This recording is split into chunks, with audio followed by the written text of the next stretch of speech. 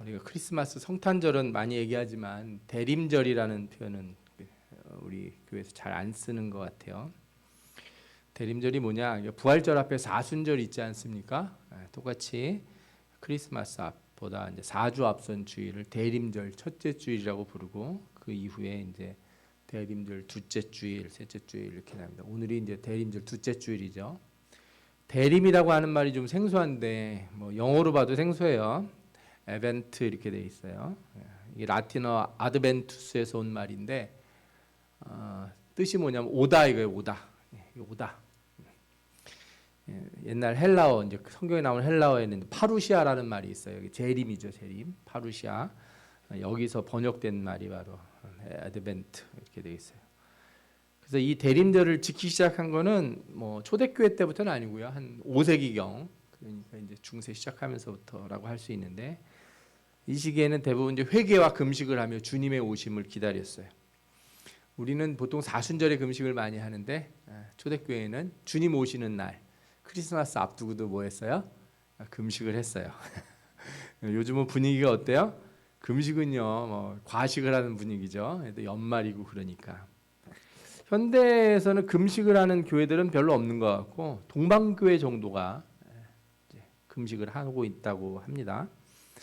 우리나라는 이제 미국 교회 영향을 많이 받는데 미국 교회는 이 시절이 홀리데이 시즌이에요. 11월 말에 이제 추수감사절이 있고 크리스마스 때까지 그리고 이제 크리스마스 지나면 또 새해 맞지 않습니까? 거의 뭐 한 달 내내 노는 주간 비슷한 느낌이 나는 거죠. 이 즐거운 시점에 그죠? 산타클로스 막 옷 입고 돌아다니고 캐롤도 나오고 막 이래야 되는 시점에 우리나라도 뭔가 이렇게 기다리고 있기는 하는 것 같은데 좀 어수선합니다. 옛날에는 12월 달 되면 길거리에 캐롤도 올리고 그랬는데 이게 저작권 문제가 있어서 틀지를 못한다고 그러더라고요. 근데 제가 보기엔 핑계인 것 같고 그 뭐 저작권 없이도 자기 노래 틀 수 있다 이렇게 말하는 분들이 많잖아요. 뭐 우리 전도사님이 몇 곡 연주해 놔가지고 녹음해 놓으시면 틀어도 되잖아요. 저작권 안 걸리지 않습니까? 찬송가 연주했는데 무슨 그게 저작권이 있겠습니까? 아무래도 사람들이 점점 메말라가는 건 아닌가 하는 생각이 들어요. 오늘은 대림절 둘째 주일을 맞이해서 예수님 오신 시대에 대한 얘기를 좀 드리고 싶어요. 저는 옛날부터 그런 생각을 했어요. 예수님이 왜 하필 2000년 전에 오셨을까? 좀 지나서 오시면 어땠을까? 아니면 뭐 한 100년 전에 오셨더라면 그죠?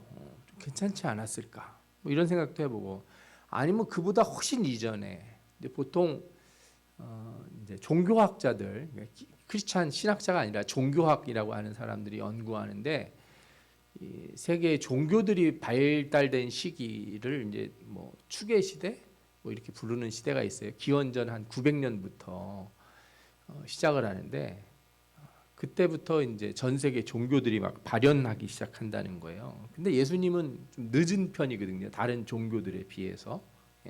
예수님 오신 거는 물론 이제 유대교 입장에서 보면 뭐 그렇지도 않겠지만 하필 2000년 전인가 뭐 이런 생각을 해보는 거죠. 이런 걸 좀 이해해 보려면은 예수님 오시기 전에 이스라엘 상황이 어땠는지를 좀 볼 필요가 있어요. 구약 성경은 이제 말라기에서 끝나는데 이 말라기에서 끝났다는 게 뭐냐면요. 다윗 왕국이 남유다, 북이스라엘로 갈라지지 않습니까? 그리고 북이스라엘이 망하고 남유다가 망하고 나중에 다시 되돌아와서 성전 다시 세우고 예루살렘 성 다시 짓고 그리고 나서도 사람들이 별반 달라지지 않아서 문제가 많아서 선지자가 지적을 하는 때가 말라기 때예요. 북이스라엘은 기원전 한 721년에 멸망했다고 그러는데 북이스라엘의 그 멸망했을 때 수도가 사마리아입니다. 그런데 아시리아라고 하는 나라가 멸망을 시키면서 아시리아는 혼합 정책을 썼어요. 외국인들을 데려다가 사마리아에 막 살게 하고 이스라엘 사람들 다 데려다가 외국에 살게 하고 그래서 막 피가 섞이기 시작합니다. 그래서 북이스라엘에 10지파가 살고 있었는데 뭐 대표적으로 에이브라임 지파, 므낫세 지파 이런 지파들이 살고 있었는데 신약에서 나는 에이브라임 지파다, 나는 므낫세 지파다 이렇게 말하는 사람들이 있습니까? 찾아볼 수가 없어요. 신약 성경에. 그리고 다른 지파 이름이 요한계시록에 나오는 거 말고는 개인이 나는 어느 지파 소속이다 이런 말을 거의 하지 않아요. 왜 그러냐? 그렇게 피가 다 이렇게 섞여버려서 사실상 지파가 사라졌다고도 얘기할 수가 있어요. 남유다는 그런 일을 겪질 않았어요. BC 586년에 멸망을 했는데 그 멸망시켰던 나라 바벨론은 그런 혼합 정책을 쓰지 않았습니다. 그리고 바벨론은 조금 있다가 페르시아에 멸망을 해요. 페르시아의 왕 고레스가 유대인들을 고향으로 보내요. 그래서 이제 가나안 땅에 돌아온 사람들은 유대인이에요. 유대인이 뭐예요? 유다 지파의 사람들. 유다 지파 사람들만 남았다 이런 뜻이에요. 그래서 예수님 시대에는 그냥 다 뭐라고 불러요? 유대인이라고 그래요. 자기 지파가 나는 유다 지파가 아닌데도 자기를 뭐라고 불러요? 유대인이라고 불러요. 이게 통칭이 돼 버립니다. 남유다에는 원래 이제 유다 지파 말고 베냐민 지파도 있고 레위인들은 이제 살고 있죠. 제사장이니까 레위 지파가 있었는데 그냥 다 유대인이 돼 버려요. 특별히 자기 지파가 이제 베냐민 지파인 사람은 나는 유대인이지만 베냐민 지파다 이렇게 주장하기를 해요. 누가 그렇게 합니까? 바울이 그렇게 해요. 바울은 자기가 베냐민 지파라고 분명히 알고 나는 베냐민 지파다. 그런데 자신은 유대인이다 이렇게 부르는 거죠. 그래서 왜 유대인이라고 부르게 되는지 여러분들이 이해를 하실 거예요. 이들이 와서 성전도 재건하고 성벽도 재건했는데 하나님이 허락을 안 해주신 게 하나 있어요. 그게 뭐냐면 왕이에요. 돌아왔는데 독립을 못합니다. 계속 페르시아에서 총독이 와서 이렇게 통치를 해요. 그러다가 페르시아가 망하게 되는 일이 있는데 기원전 331년에 알렉산더 대왕하고 그 페르시아의 다리오 황제가 있어요. 이름이 똑같은 황제들이 많이 있어요. 다리오 4세일 거야 아마. 다리오 4세하고 싸워가지고 알렉산더 대왕이 이겨요. 그리고 나서 페르시아는 쪼그라들고 지금 어디 이란 있죠. 이란이 페르시아예요. 원래 그 땅이 그쪽 동네로 다 가고 쪼그라들죠.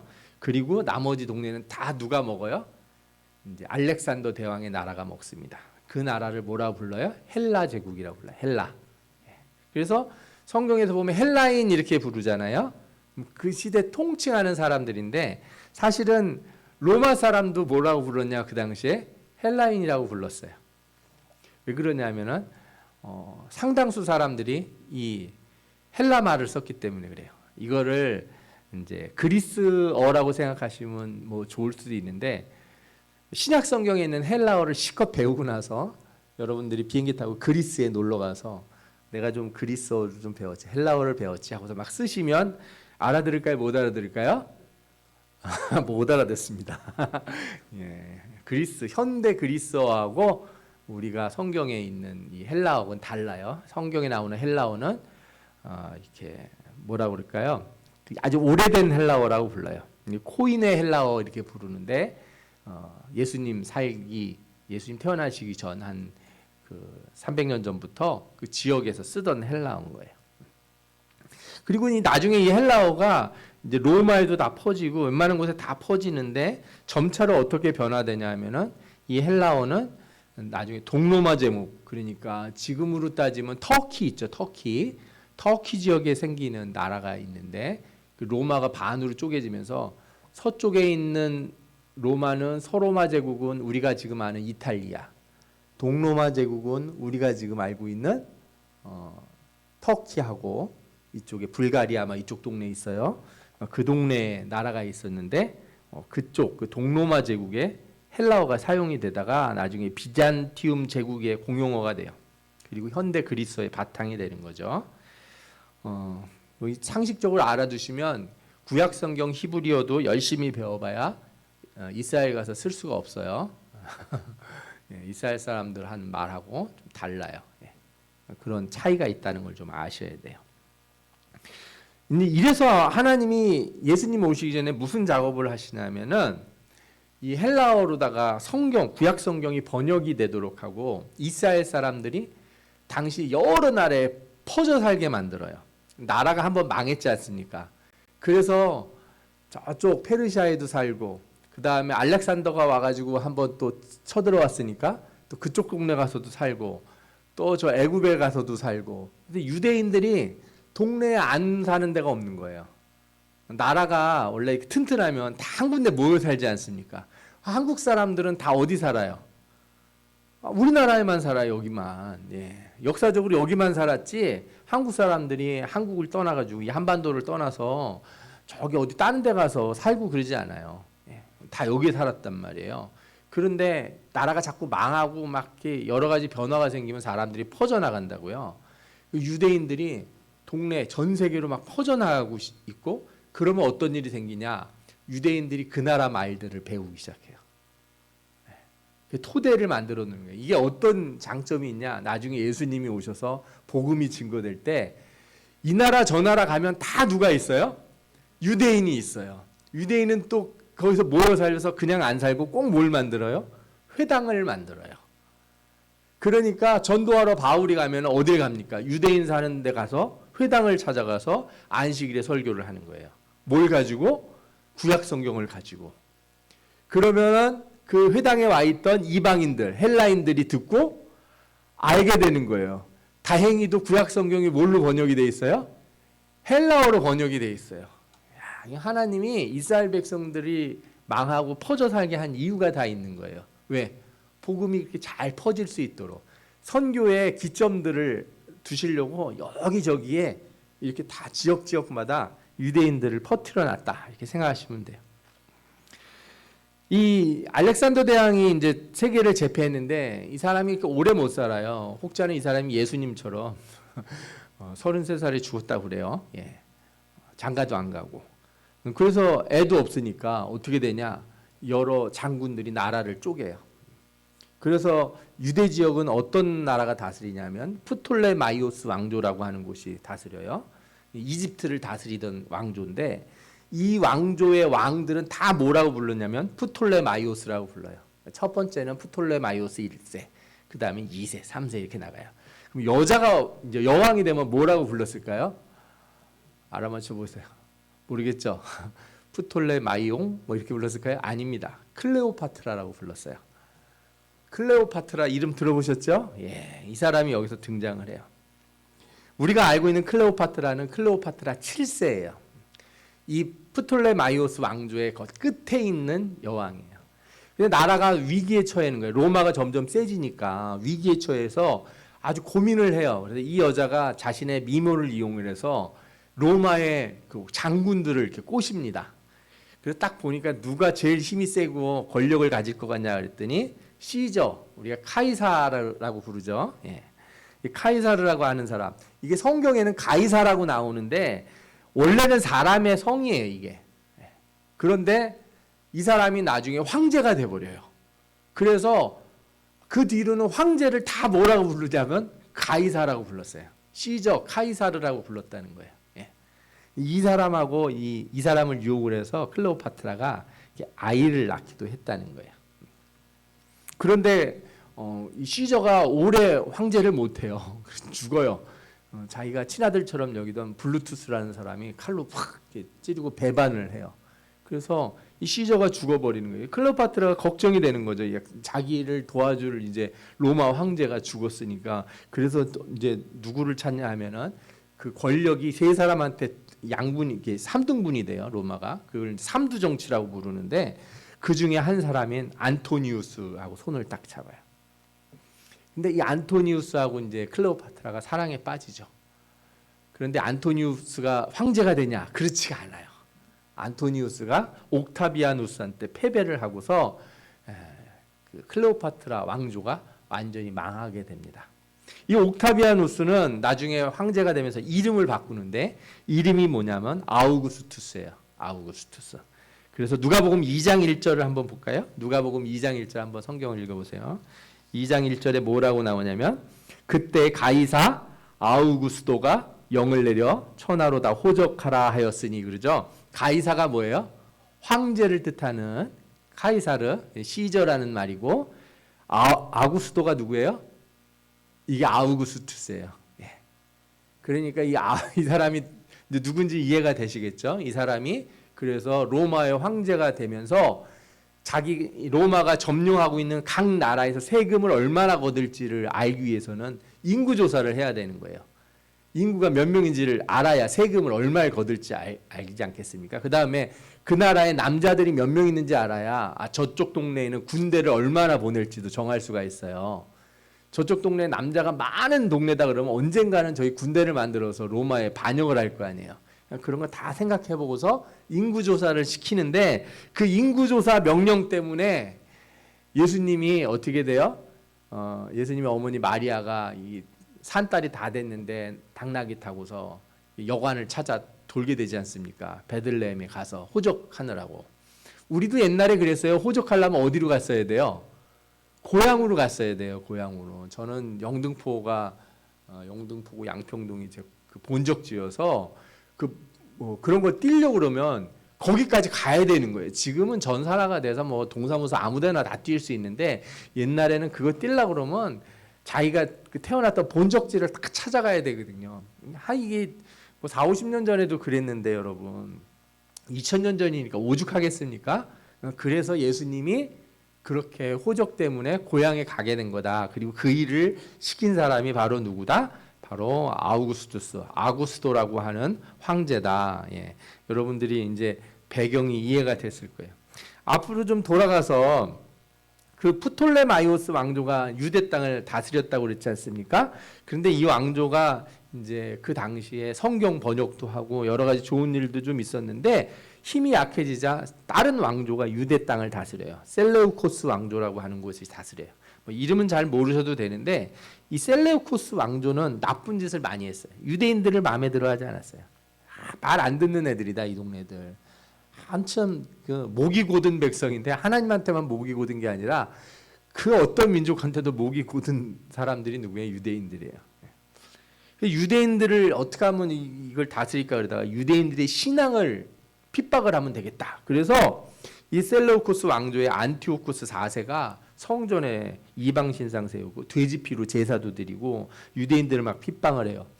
그런데 이 핍박하는 가운데 이걸 거부한 제사장들이 나타나요. 그 제사장 가문이 있는데 하스모니안이라고 하는 가문이에요. 이 가문의 마따디아라고 하는 사람이 이 셀레우코스 왕조의 이런 압박에 반대를 하고 우리는 성전에서 그런 걸 할 수 없다. 그래서 싸움을 시작을 해요. 그때가 언제냐? 예수님 태어나기 160년 전부터 싸움을 합니다. 그래서 게릴라전을 하고 막 오랫동안 싸워요. 그러다가 어떻게 되냐면 기원전 164년 그때 성전을 탈환하고 성전에 있는 우상들, 제우스 신상들 다 갖다 버리고 거기를 깨끗하게 청소를 하고 하나님 앞에 봉헌을 합니다. 그 봉헌하는 날이 뭐냐 하면은 한우카라고 부르는데 우리 성경에는 수전절이라고 표현되어 있어요. 수전절. 요한복음 10장 22절에 이런 말씀이 나와요. 예루살렘의 수전절이 이르니 때는 겨울이라 이런 말씀이 나와요. 그래서 요한복음 10장 22절에 나오는 수전절이 언제 만들어진 거다? 이거는 말라기하고 마태복음 사이에 있었던 일이에요. 예수님 태어나시기 한 160년 전에 새로 만들어진 절기가 수전절이라는 거예요. 그러니까 여러분들이 난 유월절도 알고 초막절도 알고 수장절도 아는데 수전절은 도대체 뭐야? 어떤 분이 옛날에 그러더라고요. 누가 수절을 이렇게 춘향이 마냥 수절을 거부를 했나? 그래서 수전절이라고 그랬나? 뭐 이런 농담을 했는데 이게 바로 성전을 다시 봉헌한 날을 기념한 절기다 이렇게 아시면 돼요. 그렇게 해서 이제 하스모니안 가문이 유대인들에게 소망을 줬어요. 그리고 이 마따디아라고 하는 사람의 아들이 5이 있었는데 이 아들들이 셀레우코스 왕조하고 엄청 싸웠거든요. 그 중에 제일 유명한 사람이 누구냐? 유다 마카비라고 하는 사람이에요. 이 사람이 아주 용감하게 싸웠어요. 그래서 이 마카비의 이름을 딴 전쟁이 마카비 전쟁이고 기원전 167년에 있었어요. 그래서 이 마카비가 어떻게 싸웠는지 얘기를 기록을 해놨는데 그게 성경에 있어요. 우리가 가진 성경에는 없고 로마 카톨릭 성경에 보면 마카비서가 있어요. 마카비상, 마카비하. 마카비서 상권이 마카비 전쟁 이야기예요. 그래서 뭐 로마 교회하고 그다음에 동방 교회 이런 데는 이 마카비서 상학원을 그래도 성경으로 인정을 해요. 우리는 외경으로 인정하지 않아요. 그 외경에 그 이야기가 나와요. 그래서 사람들이 당시에 마카비를 뭐라고 생각하냐면 구원자라고 메시아라고 생각했어요. 왜? 이 외세를 싸워서 이겨서 몰아내니까 그래서 여러분들이 아셔야 되는 게 예수님 오셨을 때 예수님이 막 군중도 몰고 다니면 사람들이 다 누굴 떠올렸는지 아세요? 마카비를 떠올렸어요. 마카비가 셀루쿠스 왕조를 성전에서 몰아내고 나라를 독립시킨 것처럼 예수 그리스도가 로마를 몰아내고 독립을 시킬 것이다. 이렇게 다들 그런 역사적인 일과 그래서 유대인들이 계속 누굴 찾고 있었냐? 오실 그 일을 찾고 있었거든요. 왜냐하면 마카비가 싸우다 죽었어요. 용감하게 싸우다가. 마카비는 왕이 못 돼요. 그러니까 마카비 같은 사람이 다시 나타날 건데 그가 진짜 메시아일 거야. 진짜 메시아가 오면 죽지 않고 다 쫓아내고 왕이 될 거야. 이렇게 생각을 한 거예요. 그러면 이제 누가 왕이 됐냐? 이 하스모니아 왕가의 다른 아들이 왕이 돼요.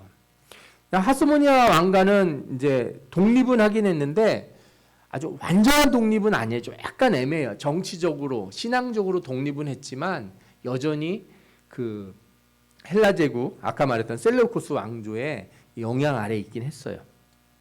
근데 하스모니아 왕조를 유대인들이 지지는 했지만 이 왕조가 잘못한 게 크게 두 개가 있어요. 첫 번째는 뭐냐면 이 가문은 무슨 가문이에요? 제사장 가문이에요. 제사장 가문은 왕을 하면 됩니까? 안 됩니까? 안 돼요. 제사장은 제사장을 해야 돼요. 여러분들 성경을 보면 왕, 제사장, 선지자 셋은 분리가 돼 있어요. 하나님은 진짜 상권 분립을 명확하게 해놨어요. 제가 보면 상권 분립은 성경적이라는 생각이 들어요. 왕이 있으면 왕을 견제하는 어떤 세력이 있어야 돼요. 이렇게 딱 그렇게 만들어져 있는데 성경에 그래서 사울이 제사 드리려다가 어떻게 해요? 하나님이 너 안 된다 해서 다윗을 택하잖아요. 월권을 하니까. 그리고 유다왕 우시아가 제사장이 해야 되는 분향하다가 뭐가 걸립니까? 문둥병 걸려요. 절대 금지된 일인데 제사장이 왕이 됐다고 했으니까 어떻게 되겠습니까? 그래서 문제가 돼요. 또 다른 하나의 잘못은 뭐냐 하면은 이 사람들이 자기네 땅을 이제 회복하겠다고 해서 남의 나라 땅을 공격을 해서 뺏어요. 그럼 어느 나라 땅을 뺏었냐? 에돔 사람이 사는 동네 이두메 지역을 공격을 해서 이두메 사람들, 에돔의 후손들을 갖다가 흡수하면서 너네도 우리 같은 민족이야. 너네 저기 에서 핏줄이잖아. 우리 야곱 핏줄. 사실 우리는 같은 형제였어. 막 이런 얘기를 한 거예요. 명분은 사실 옛 영토 회복하는 건데 그 사람들은 유대인이 아니고 에돔 사람들이었거든요. 근데 하스모니안 왕조가 이두메 사람들한테 할례를 강요하고 그들과 결혼하도록 유대인들한테 이렇게 허락을 하거나 시켰어요. 같은 민족이 될 것처럼 거짓말을 했죠. 그러나 유대인들 가운데 있는 바리새인들, 사두개인들은 절대 그들을 믿지 않죠. 안 믿습니다. 이 유대인들이 얼마나 이 민족성을 강하게 지키는데 그저 자기 민족도 다른 나라 사람들하고 혼혈로 있다고 사마리아 사람들 그렇게 무시하는데 이두메 사람들을 받아들이겠습니까? 하스모니안 이 왕가가 이걸 잘못을 해서 나중에 이게 무슨 일로 변질되냐? 유대인과 이 에돔 족속 사이에 어떤 혼혈 한 명이 태어나오는데 이 사람이 나중에 유대인의 왕이 돼요. 누구겠습니까? 바로 헤롯이에요. 헤롯. 하스모니안 왕가가 저지른 일로 나중에 유대인이 고통을 당하게 돼요. 원래 헤롯이라고 하는 사람은 하스모니안 왕조의 힐카누스 2세의 수석 고문이었어요. 그러니까 이제 에돔 사람들이 유대인들 안에 들어와서 공직도 맡고 그랬단 말이에요. 그런데 시리아 정복과 하스몬 내전에 개입하면서 영향력을 키운 로마하고 관계를 맺었어요. 이 헤롯이 얼마나 영리한 사람인지 로마가 힘이 세니까 이렇게 짜웅을 열심히 비빈 거예요. 짜웅이 뭔지 아시죠? 돈 주고 뇌물 주고 친하게 지내고 그죠? 끈 만들고 줄 서고. 그러다가 어떤 일이 생겼냐? 기원전 47년, 그러니까 예수님 태어나기 전 한 44년 전이죠. 43년 전. 클레오파트라와 연분을 가졌던 카이사르가 헤롯을 유대의 왕으로 임명하게 돼요. 그러니까 이제 그 사람은 이제 로마가 세운 일종의 꼭두각시였어요. 유대인들이 너무 싫어하죠. 유대인도 아니고 또 누구예요? 혼혈이잖아요. 이두메 사람.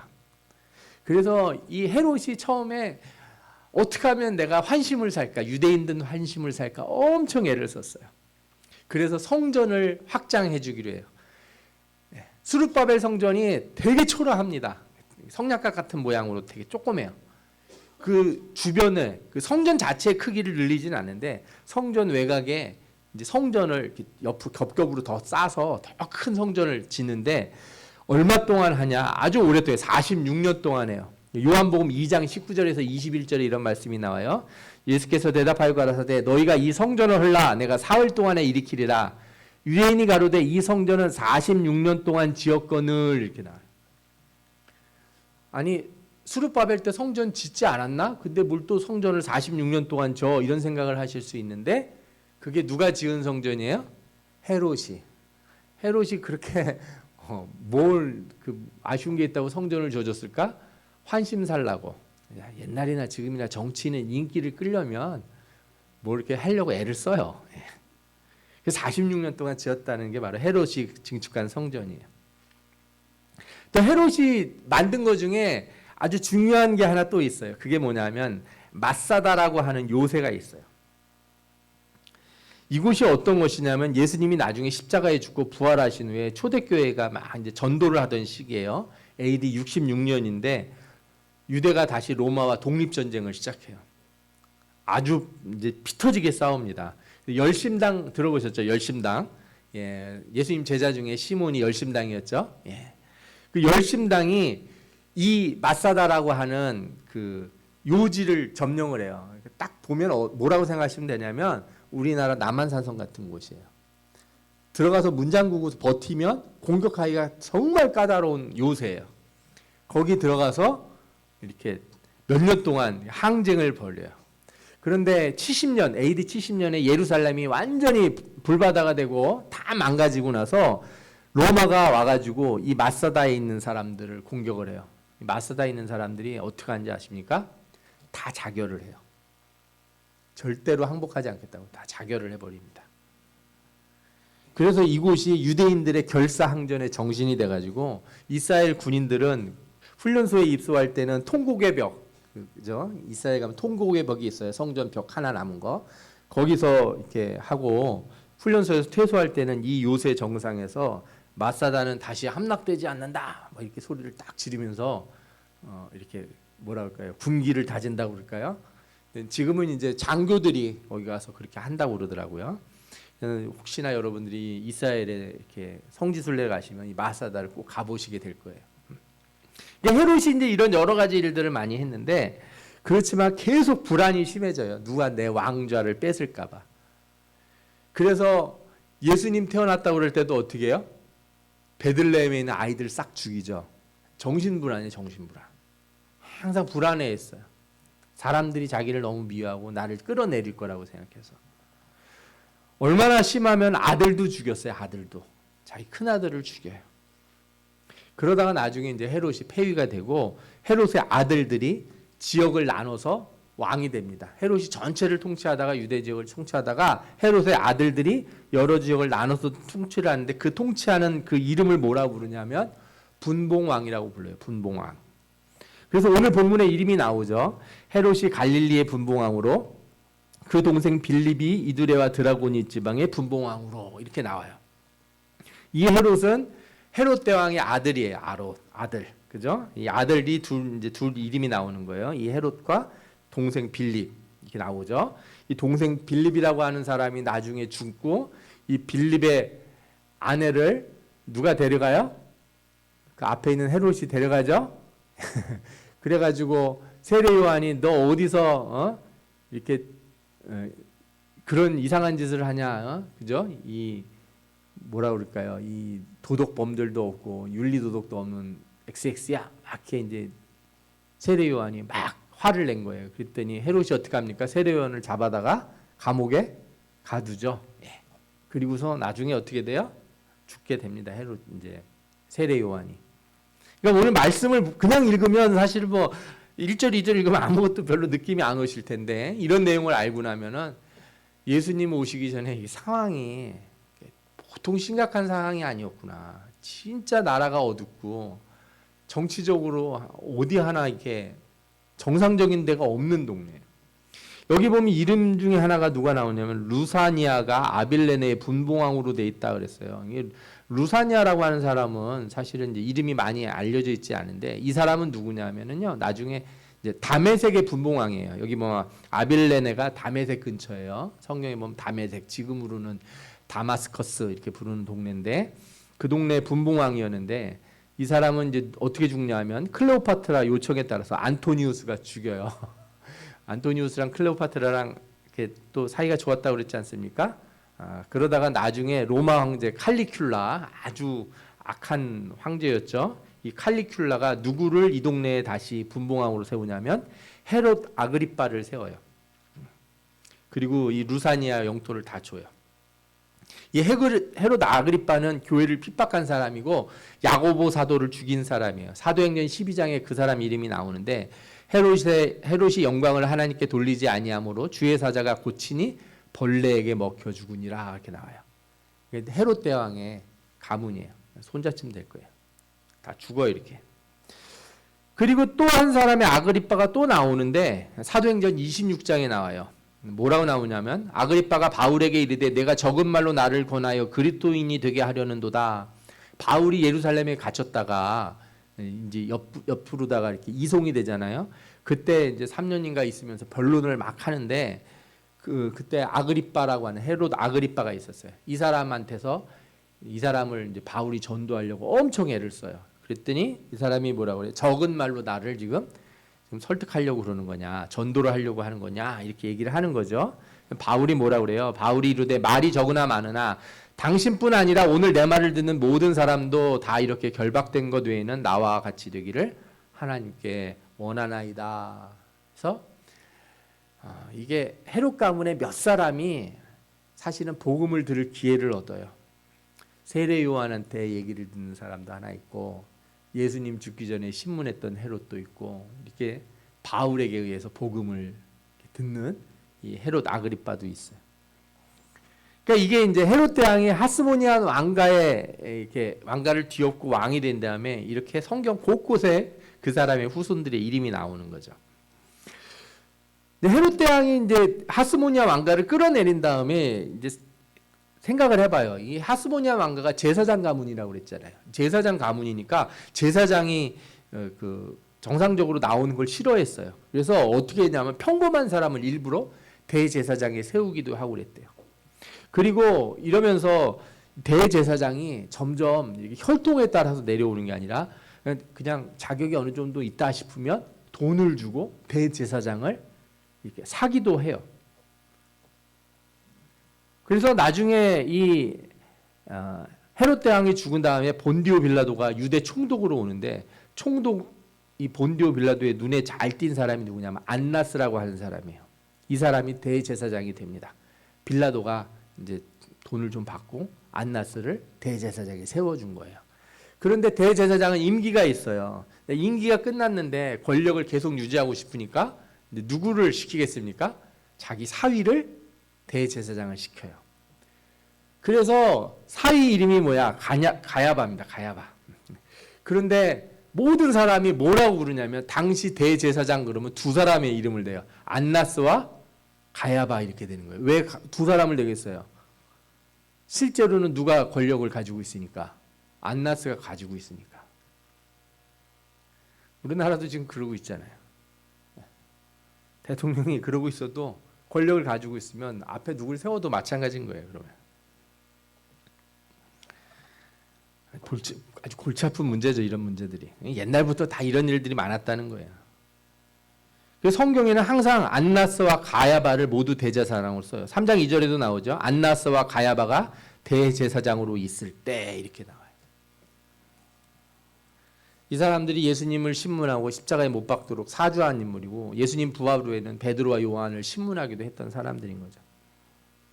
여러 사람들 얘기를 들어보니까 예수님 태어나던 시기가 어떤 시기입니까? 전혀 조용한 시기가 아니에요. 아주 위험한 시기고 정치적으로, 군사적으로, 문화적으로 완전한 혼동의 시기였어요. 헬라에서 로마로 권력이 이동하던 시기고 로마 안에서도 공화정에서 황제로 다 구조가 바뀌던 시기였고 툭하면 이상한 황제들이 나타나서 아주 난리를 치던 때였거든요. 대제사장도 돈으로 사고 파는 그런 시대였어요. 왕이 있는데 왕이 유대인이 아니에요. 예수님은 유다가 바벨론에 멸망하기 전에 타락한 제사장들과 같은 그런 제사장들이 자신을 십자가에 못 박게 하셨다는 걸 허락을 하신 거예요. 이게 하나님의 다 계획이 있는 거죠. 예수님은 어떤 분이에요? 이렇게 어린 양과 같은 제물이기도 하면서 그분이 자신이 누구냐면 대제사장인 거예요. 그 왜 그러면 그렇게 했냐? 예수님을 못 박은 제사장은 제사장이 아니에요. 실질적으로 권한이 없어요. 그들은 더러운 자들이거든요. 그래서 그들이 예수님을 하나님 앞에 제물로 드렸다는 말이 성립이 안 되도록 딱 그 시점에 오셨어요. 이 제사장의 권력이 전혀 정당성이 없을 때. 그러니까 예수 그리스도의 십자가의 죽으심은요, 누구에 의해 일어난 게 아니에요. 오직 누구의 힘으로? 하나님의 능력과 예수 그리스도의 자발적인 희생이에요. 이게. 만약에 그렇지 않고 자격이 있는 자가 예수님을 갖다가 제물로 이렇게 하나님 앞에 드릴 수 있는 위치에 있었다. 그러면은 예수님의 대제사장의 그 이름이, 위치, 명분이 성립이 안 될 수도 있었을 거예요. 절대 그렇게 안 되도록 하나님이 다 꺾어 놓으세요. 이스라엘 땅에 온전한 것이 없도록 다 꺾어 놓으세요.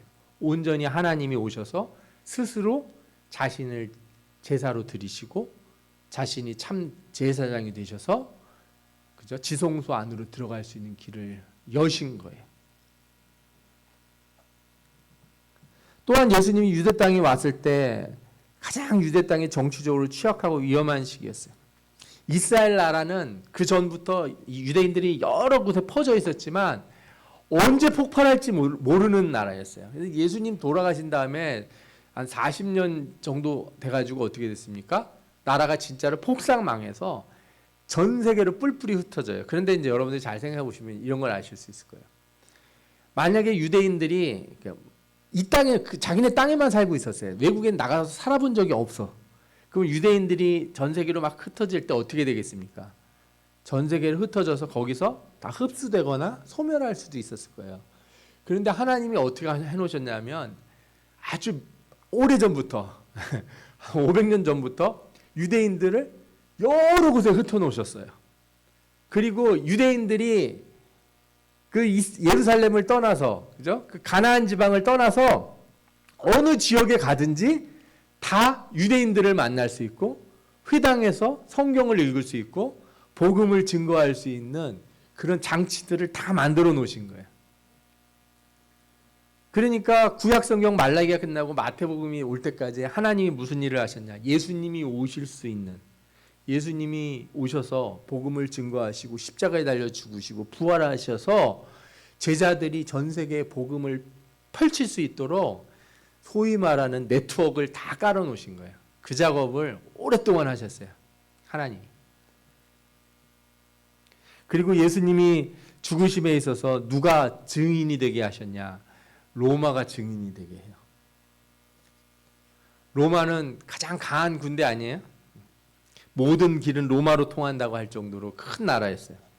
당시 로마가 어느 정도 컸냐 하면은 저 영국 땅까지 로마가 이렇게 점령하고 그랬어요. 그래서 여러분들이 그 영국 그 설화 중에 아더왕 이야기가 있어요. 아더왕 이야기. 뭐 돌멩이에 칼이 꼽혀 있는데 이렇게 뽑는 사람이 왕이 된다고 그러잖아요. 착 뽑아가지고 왕이 됐다는 거 아더왕 이야기가 있는데 그게 다 로마 시대하고 연결되어 있는 거예요. 예수님 오기 전 그 시절하고. 그래서 복음이 나중에 증거될 때 그 영국 땅의 그 섬나라까지도 복음이 금방 전파가 돼요. 그런 여러 가지 일들이 있게 돼요.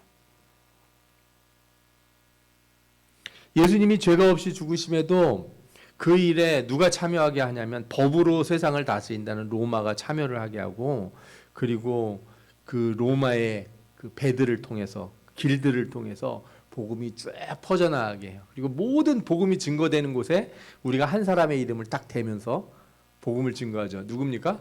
본디오 빌라도. 본디오 빌라도는 자기가 무슨 짓을 했는지 몰랐을 거예요. 근데 본디오 빌라도라고 하는 이름이 역사 기록에 남아 있어요. 그래서 예수님을 죽인 자가 로마 기록에 남아 있어서 예수님의 역사성이 분명하게 입증이 돼요. 이게 얼마나 중요하냐면요. 만약에 예수님이 유대 땅에서 유대 민족만 살고 있는 가운데 이방인이 전혀 없는 동네에서 말하자면 우리나라로 생각해 보시면 우리나라 조선 시대에 세국 정책해서 외국인들도 없고 아무도 왕래도 없는 동네에서 여기서 예수님이 나셨다가 주셨다고 생각해 봐요. 그러면 누가 믿겠습니까? 누가 압니까? 아무도 몰라요. 그런데 이스라엘에서 그런 일이 생길 때는 이스라엘 땅에 로마가 와 있었고, 그죠? 수많은 나라 사람들이 와 있었고, 그리고 예수님의 죽음이 금방 전파될 수 있도록 보증을 쓸 수 있는 사람이 있었다는 거예요. 이게 바로 하나님께서 로마를 준비해 놓으신 이유예요. 그래서 예수님이 태어나시고 죽으신 시대가 어떤 시대였냐? 바로 복음을 준비하던 시대. 주님이 기다리셨어요. 다 준비가 될 때. 내가 죽어도 헛되게 죽지 않고 내가 죽어서 복음을 전할 내 제자들이 멀리까지 퍼져서 복음을 증거할 수 있는 그런 때가 될 때까지 주님이 참고 기다리시다가 그렇게 오신 거예요. 덕분에 복음이 어떻게 됐어요? 금방 퍼졌습니다. 금방 로마 전역에 퍼졌어요. 그리고 그 복음이 서방 사회를 다 가득 채웠고 나중에 이 복음이 어디게 와요? 동쪽으로 계속 전진해 와요. 이제 동쪽이 아니라 서쪽이죠. 서쪽으로. 그래서 복음의 서진이라고 그러는데 예루살렘에서 시작해서 저 로마로 갔다가 로마에서 나중에서 이 유럽을 다 채우고 나서 어디로 넘어가요? 서쪽으로 넘어가면은 아메리카 땅, 미국으로 넘어가죠. 미국에 가득 채우고 미국에서 어디로 다시 넘어와요? 태평양을 건너서 우리나라로 넘어왔다는 거예요. 이게 복음의 서진이라고 하는 걸 주장하는 사람들이 하시는 말씀인데 뭐 어느 정도 일리가 약간 있다는 느낌도 들어요. 물론 동쪽으로도 복음이 증거가 돼서 저 인도와 중국을 통해서 우리나라로 오기도 하지만 이렇게 서쪽으로 이렇게 쭉 가는 게 보이기도 하거든요. 여러분 세상에 우연한 일이 그래서 하나도 없어요. 하나님이 시대를 준비하시고 역사하시는데 다 이유가 있어요.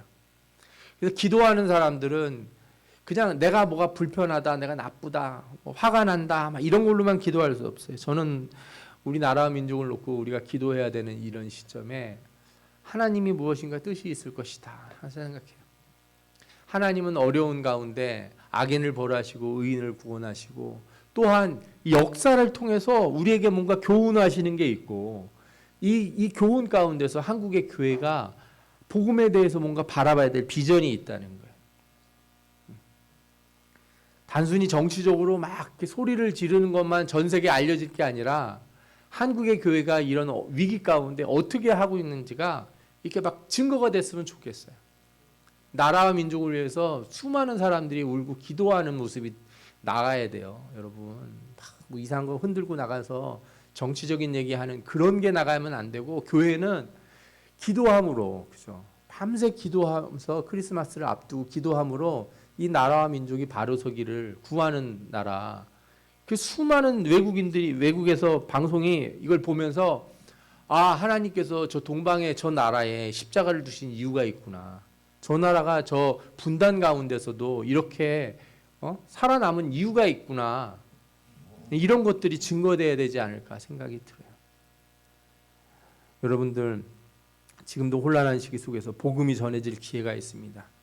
하나님의 구원은 어떤 사람, 어떤 민족, 어떤 나라를 향할 수 있어요.